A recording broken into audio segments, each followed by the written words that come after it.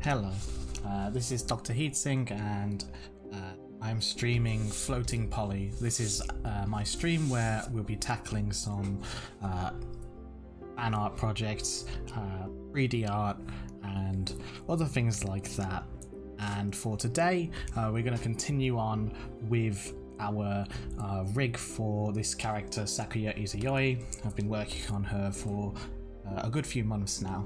So I've got Maya open, and we just look in the main window, and this is as far as we got last time, where I think we started on the hair, and we're gonna rig basically every mesh within the back. Most of the front, if I remember right, is already done, so it's just a case of finishing off the back and then working out what we're going to do with the skirt here. So however, it's likely to be a series of bones that may or may not be directly connected to each other, and they'll just form a chain. Yeah, more likely than not it'll be something like that. We'll see how exactly it will go. Okay, just as a word of warning as well, I currently have an assigned deadline for a different project for Wednesday, so there won't be a stream, well, more likely than not there won't be a stream tomorrow or Wednesday, depending on how it all goes. I am going to assume the worst and presume that it might take a little longer, so my time will be will have to be directed towards that. So okay, with that said, let's actually begin. So more rigging, more connections and of joints to try and guide this hair along. So we'll make a start around here. And we know already that this is currently guiding all of this mesh right now. We may want to make this a little bit more individual, just so that we get a bit more movement, but probably not really needing this area. So I think the easiest thing to do is to just copy this bone, this joint set over, place it about there, right, and just position the rest of these joints over.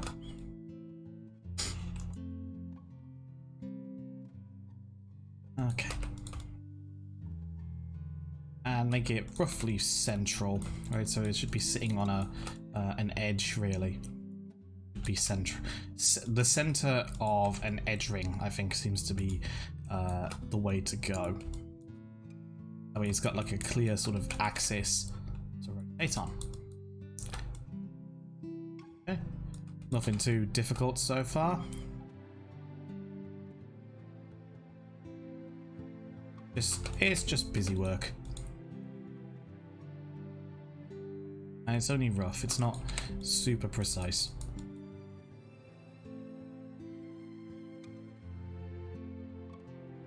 Oh, okay, this seems to be a good estimate as to the amount of bones that we actually needed.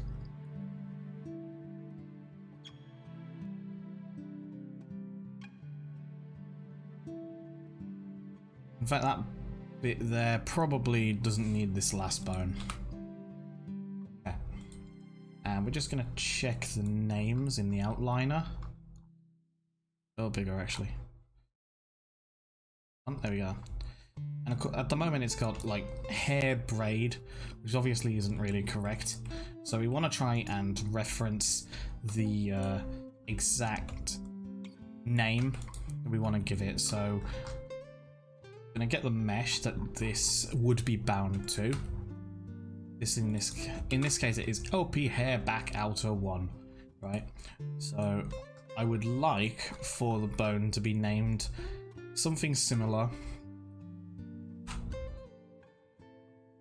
hair back outer 1, and then underscore from there how far it is along the actual chain.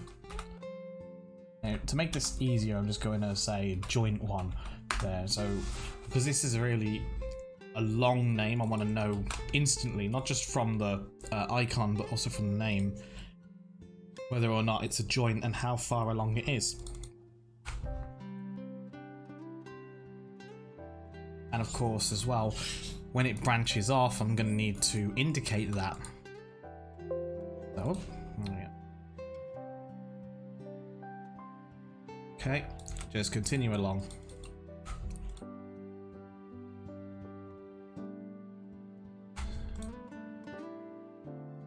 The cool thing about streaming it this way, though, is that this project then, gets its time of day.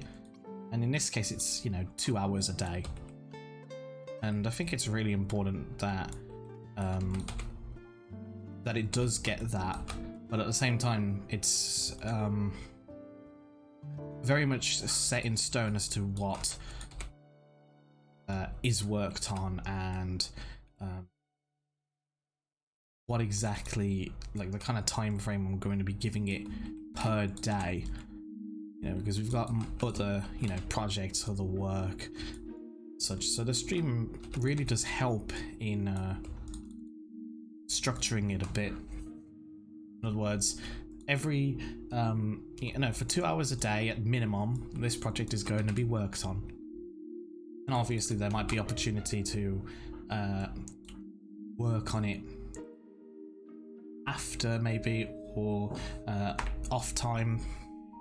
But for the most part, that's having to go to other projects I'm having to work on. And that could be anything from, like my current job to coursework to things like, even just non-game or even work-related projects. Sorry. My aim. Alright, over here is where it branches off. I want to just indicate that somehow. And we could probably do without the LP suffix, I've just noticed. Or prefix even. Missed one. There we go. So hair back out of 1, right? So we know which mesh this is linked to, and then this is piece number 1, joint 1, 2, 3, 4, 5, 6. And therefore, from here we could go and say, while we're there, we can copy the new suffix, copy the new fixed text so that it copies over properly, and go to joint 1. So we could probably go joint A7, perhaps. So this is where it branches off, and I guess we can keep the old number. So even though this is actually joint 1 of this sort of chain, we might call it joint 7 because that's actually how far along the chain it is. I'm not sure exactly whether or not to keep that. I guess we can keep it for now. It's just that I'm thinking about the central joint, which does indeed have, it does directly continue from it in the more obvious way. So, yeah, I guess it doesn't totally matter so long as it makes sense. And I think that makes enough sense to warrant it. So that's not... I'm not going to fight that too hard. Anyway. Okay, just want to move my tablet back a little. There you go. I don't quite need it right now. New keyboard still adds a little plastic on it. There you go. Alright. About out of 1, joint A7. So if we just copy this, now this becomes 8 and so on. Right. Okay. So back to talking about, you know, random crap then. So yesterday I played Yoma Wari, and aside from some control issues, I really did enjoy what I played. So I think I'm going to play more of it. But I'm not sure as to whether or not I want to continue to stream it, or if I want to just allow it to be played in its own time. There are going to be a few days where I won't be able to play anything though, of course, like these couple of days where this deadline is. So, you know, that leaves me basically only, what, maybe 4 or 5 days to play it if I actually wanted to. And that would probably be enough time to finish it, to then allow for another game to be played. But I'm just not 100% sure what I'm going to do with it right now. Keep going this way, and you know, at the same time though, I think it was cool to be able to sort of record that in a way. Right, then we branch off here to B, right? So that seems to make sense to me. A, B, C, right? Starting from B7. I really do love games like that though, even if they seem kind of unfair in their sort of instant death nature, and you know, arguably somewhat vague aspect. Like the way that they explain things sometimes is not necessarily 100%, you know, conveyed fully. It kind of expects you to die, and I don't really mind that so much in horror games like that, you know, because, you know, in order to be able to actually understand the game, then you kind of do have to, well, essentially die and learn the rules from some level of trial and error. At the same time, though, like trying to do something in horror games where like you try to break it is very much an enjoyable way of playing them, where you try and work out exactly what the game lets you do. And I really enjoy that aspect of horror games, right? Because a lot of them nowadays, excuse me, a lot of them nowadays tend to fall into this sort of, I guess, trap that if the game doesn't give the player a weapon, that it's somehow going to be scarier. And in many cases this is valid to a degree, but at the same time the metagame is becomes so much more apparent in this type of game, since of course, well, they're not giving you a method of dispatching enemies, so clearly there has to be some other way around it. And then once you get into that mindset, you know, the breaking of the game kind of begins. And that's when you do things like, well, not really like when you do things like it, but you know, things like save scumming if the system, you know, uses that kind of save feature, or knowing, a closet is there, clearly that is a safe point, you know, for that particular type of game. I remember a lot of streamers playing like Paranormal HK, and it is a very pretty game, and it's a very atmospheric game. But to say it's a scary game, perhaps the first time you play it, but after that, after you sort of understand the mechanical aspect of it and how rigid it is very much a stealth game. And of course, you know, it becomes a very sort of rule-based sort of game. What I mean by that is that you become very quickly accustomed to how every enemy behaves, and also what you can do, what you can't do, what it is that triggers that enemy. Sometimes part of the fun of horror is that you don't know this kind of thing, but as soon as that becomes relatively solvable, it kind of takes the horror out because you know the metagame so well.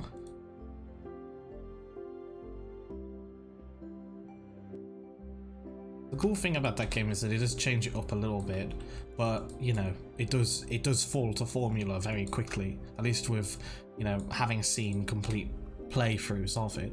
And I think I should probably play it just to be able to experience that.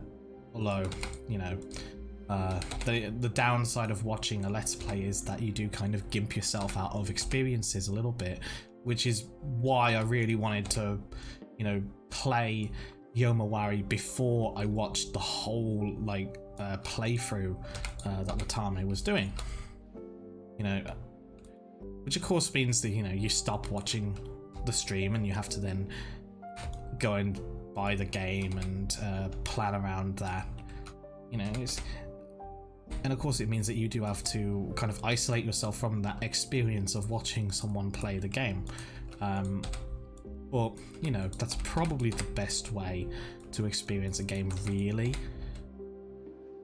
Not that it would be a bad thing to watch someone stream, you know, Yomawari. I mean, I'm doing that.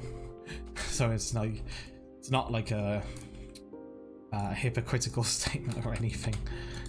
But I think that if you really want to experience a game yourself, you probably should, and then compare your experiences to what you know, the other players did after. So for instance, if I'm going to finish Yomawari, and I'm then gonna go back to Watame's playthrough and then see what she did differently on her first time, that I think is a really good way of going about it if you have no particular interest. Oh, I've done this way too far down. Derp. If you have no particular interest in playing the game immediately anyway, I think that's a good road. So let me just duplicate these and then delete the children underneath. I think that. Like that, yeah.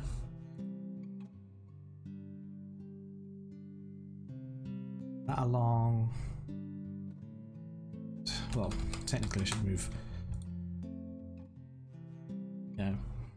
Because one of, like, Coco channel, for instance, is playing Resident Evil 4 right now, and I recently replayed that because Korone had played it, and it was really cool to be able to compare experiences and how people, you know, go about playing the same game. Like, what do people do differently?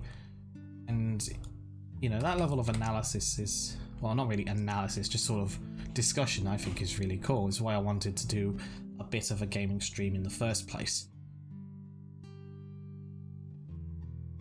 So, oh.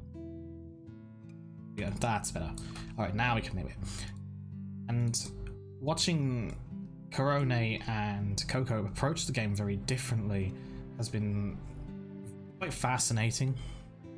Not the least of which is that I can actually watch Coco play it live, and since she got membership stuff, it's been hilarious to watch, you know, the chat reaction, particularly with her new emotes that she's got.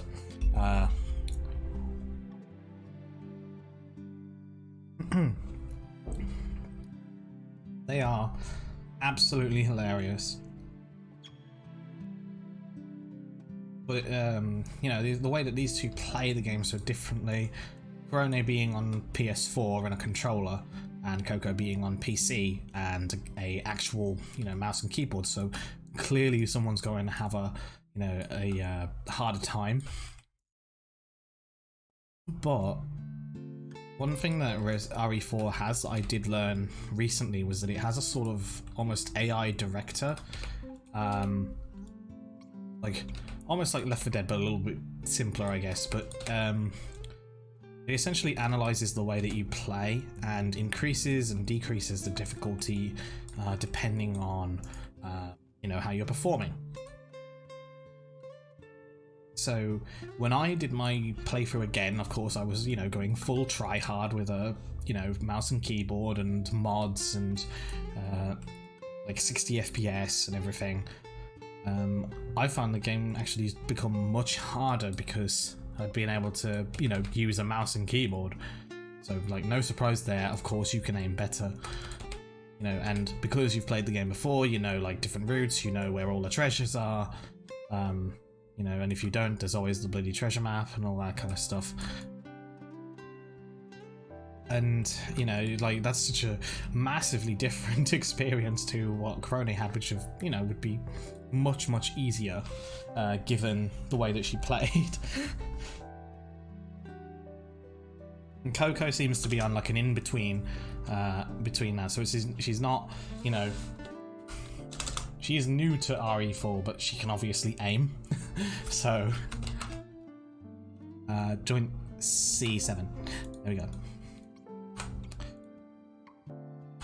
And, it's fascinating because watching Coco play, she's just sort of blazes through the game. I don't even think she got... I'm not entirely sure if she got the Punisher.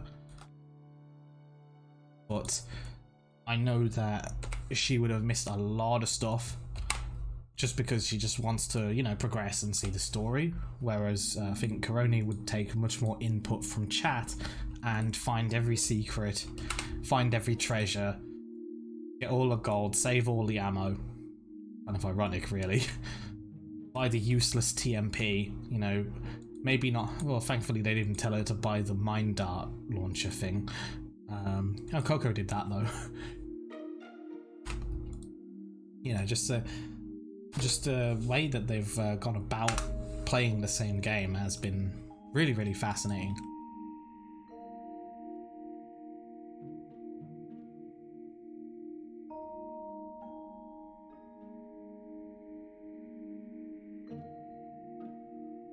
So when, I finish Yomawari, I will definitely watch Watame's whole playthrough of it, and see, just what was different.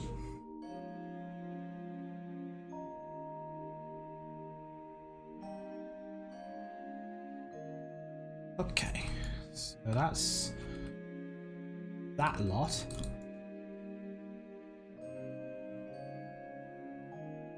I'm not sure that this is enough, but hopefully it is. So if we were to go and sort of test this out a little bit, right? So we've got something like this. Oh, maybe not that fast. Right now it's going down that way though. Hang on. This way and then here, then there. Right, okay. So then that. If I were to imagine this skinning this hair, then I'm hoping that this is going to be smooth enough. Okay. Essentially, something like that. Check my names again. Yep.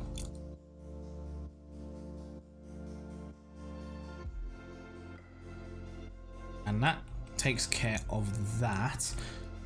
Now the cool thing I guess here is that because this topology is exactly the same, the only things that we need to do for the inner is to simply duplicate it and possibly scale it down. So what I'm going to do is make sure that all the transforms are frozen with that. Find where this object ends. There we go. So all of that. Freeze. I just checked that it didn't move any crazy direction. Alright, okay. Save that.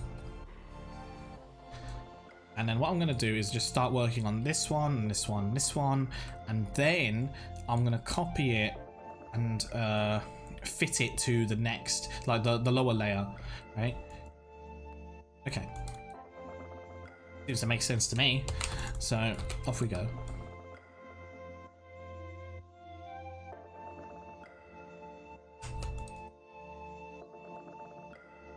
And there's 4 of them here. We could probably go with 1, 2, maybe. I don't know how much movement we need there. Oops. Alrighty. So, shall we say, start it around here?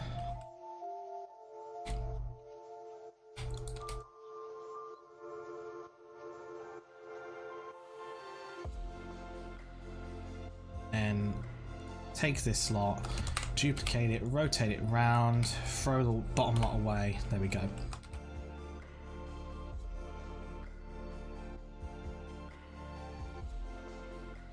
Okay.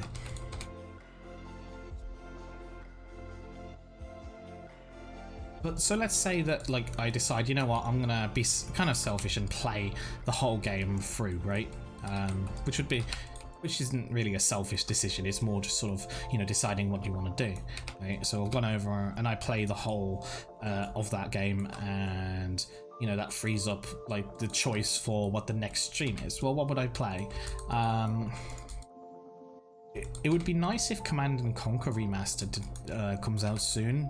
I wouldn't mind playing that, actually. It's very nostalgic to me, so even though the game balance is undeniable, well, I speak more for later Command and Conquer games than I do for the actual those three, really.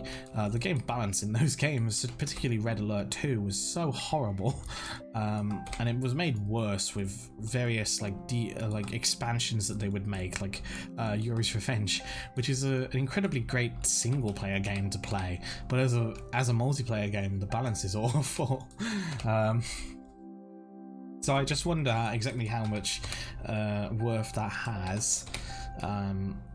Well, I would play it. I would definitely play it for the single player alone, because I've always loved Command and Conquer games for their single player. Even Red Alert 2, as cheesy as it was, and Red Alert 3 was a little bit more sort of... I couldn't complete it, to put it politely, but... I mean, there are other reasons, not really the campaign so much. Although, yeah, it does get a little bit patronizing, but I'm more open to being patronized now. That's a pretty bad way of putting that. I mean, I don't know. I don't know. It's very... It's like it went too far in some ways in terms of its cartooniness, so to speak, and how ridiculous it is. Like, you could kind of believe Red Alert 2 to a degree, you know, even with the crazed mind control guy, but I don't know. I suppose it doesn't really matter. Command and Conquer is dead.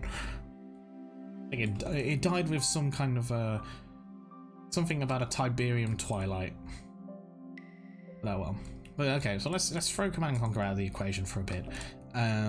It seems to be trending towards Western games, and I don't think I would be able to stream Doom Eternal. For one thing, I don't have it, which sounds blasphemous. And I really do like, you know, the 2016 Doom, but I still haven't completed it. I'm trying to play it on the hardest difficulty, and you know, just very busy. But like, you know, if we're gonna do nostalgia as a theme, I think Quake, the original Quake, is one that I really adore. And like, I know that it's more sort of like, it wasn't particularly amazing in comparison to the original Doom. I think that's what people seem to gather from it. But I personally, you know, I played Quake first, so absolutely enjoyed that as a, you know, when I was really young. So, and I don't think I would be able to do anything interesting, like, you know, trick shots and things like that. I can barely rocket jump in that game. And, you know, it's fascinating watching, you know, Quake done quick, things like that. So I could do a stream on that, but it would be, there's nothing to gain out of it. You know, like, what I mean by that is that the viewer doesn't really have anything interesting to look forward to. It would just be a guy playing Quake, which I guess is like, that's already what we're doing. But, you know. Right.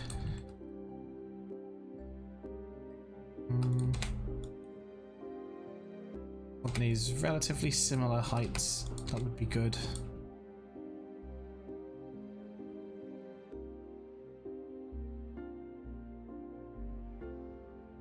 Oh yes, if there is one game I think that would be worth doing, even if it was just me playing it. I think Dungeon Keeper, the original Dungeon Keeper, would be a really good game to stream because it's not highlighted a lot. It's very niche, even. I really enjoyed that game, but it's so incredibly niche.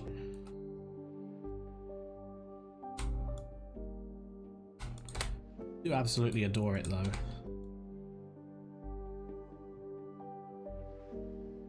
Later Dungeon Keepers would then, I don't know, they kind of lacked the charm a bit, and by later I mean one. I mean, obviously Dungeon Keeper 2 was better graphically, but it also introduced more complex mechanics, but then simplified. No, sorry, it introduced mana, it introduced a whole bunch of mechanics that were kind of difficult to understand. Like, it wasn't simple to just train a unit. You had to go through the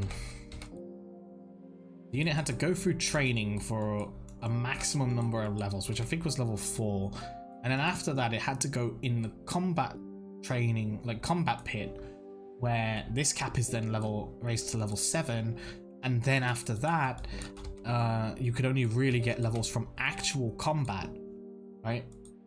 So it got progressively more micromanaged as it went up, which is really ironic for a game that is actually less about micro, or at least was introduced as less about micro and more about macro.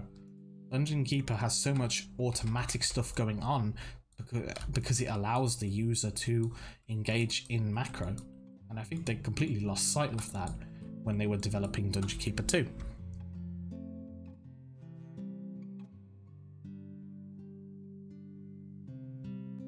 But the thing is that what I find so different and impressive about Dungeon Keeper with that is that it doesn't become baby's first RTS. With that aspect, it actually just became a different kind of game, right? Despite, you know, being less about macro, that sort of quirk that it had, where creatures were autonomous and you essentially just kind of gave them jobs as you were, you know, plotting land and whatever. It just sort of had a much better charm to it than a lot of other games. Certainly in terms of an RTS, it was definitely unique. I think that uniqueness was kind of what killed it though, because, you know, it's competing against, well, at the time it was competing against a lot of games, and then of course StarCraft happened. Command & Conquer was, you know, competitor within EA, and eventually of course Bullfrog just went bust. Very unfortunate. Yeah, but that's the thing, it wasn't an RTS game, it was a god game, I guess you could say. Bullfrog were very good at that type of game. Oh dear. I guess like our final sort of nostalgia competitor would be like Halo 1, the Master Collection that released like a little while ago. Oh, and maybe Modern Warfare 2. But again, that would be like, you know, there wouldn't be very much to it. Just kind of be playing a game that everyone's already played, which I guess helps people relate, you know. and in some ways it does help with, you know, the whole sharing of experiences, and particularly with when it's a game that people can relate to, I think it becomes a little easier. But at the same time, I remember when I was watching Korone play some really weird games, and those were much more interesting than if she was playing, say, Digimon, at least to me. Like when she was playing Mr. Bones, or that crazy game where you kind of acted out characters. That was so weird, but it was really entertaining. You know, just so weird. But it was really, really new and just unexpected. So like that's that kind of weird game. I don't know, I guess it just depends. Just depends on what is interesting versus what people want to see that relates to them. Yeah, I gotta find this joint to then join this onto. Ah, there we go. Too far. These two. Ah, there you are. Move those into here. Okay, maybe not quite like that, but further along. Further along. Over there. There we go. Right, that makes sense. Okay.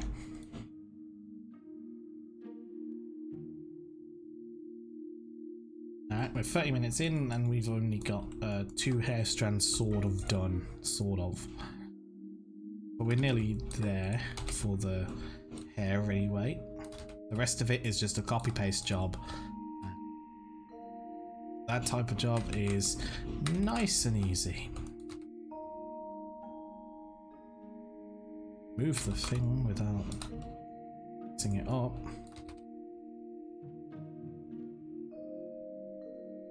A little strange. Normally do that. Unless it's because I'd selected all of them or something by accident.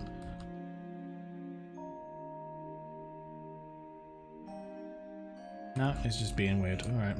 Alright then. Or maybe because it's the root of those. I don't know.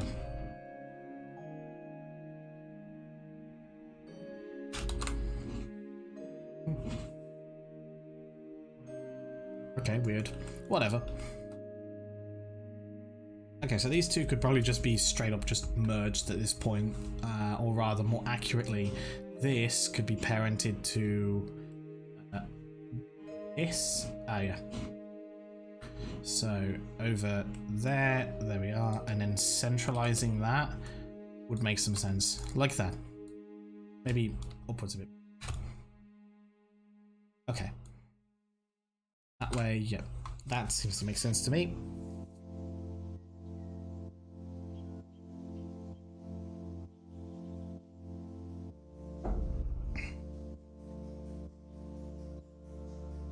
Okay. Alrighty, so it's rename time again. About outer 2, joint 1R, right? There we go. Letter away.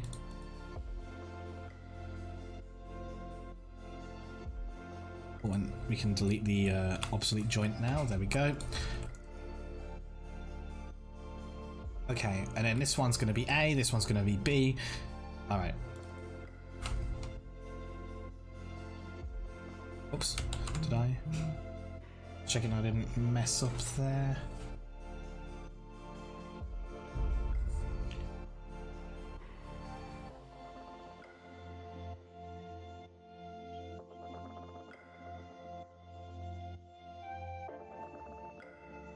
Okay. So this one would be joint A2. The only issue is then you've got this further split along. What do we call it? Well, I guess we could say one of them is going to continue to be A and then the other one's going to continue to be B. But the problem with that is that this would be called B, so this would be like A, B, which doesn't really make that much sense. A, B? Maybe. Guess we'll think about it when we get there. Give us a little time. Maybe it will just be A, B, B, A.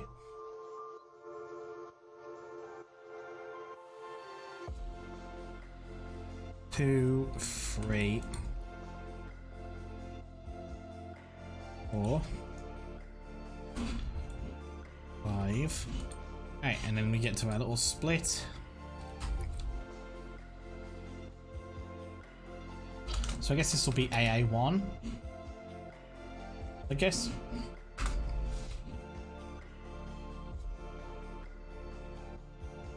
AA2.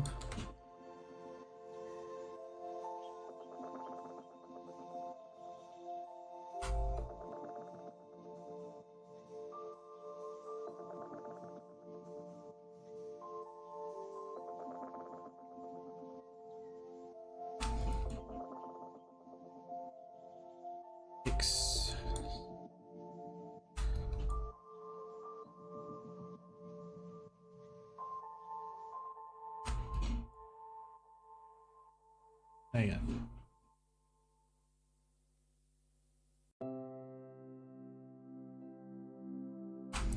Okay, and this one would be AB.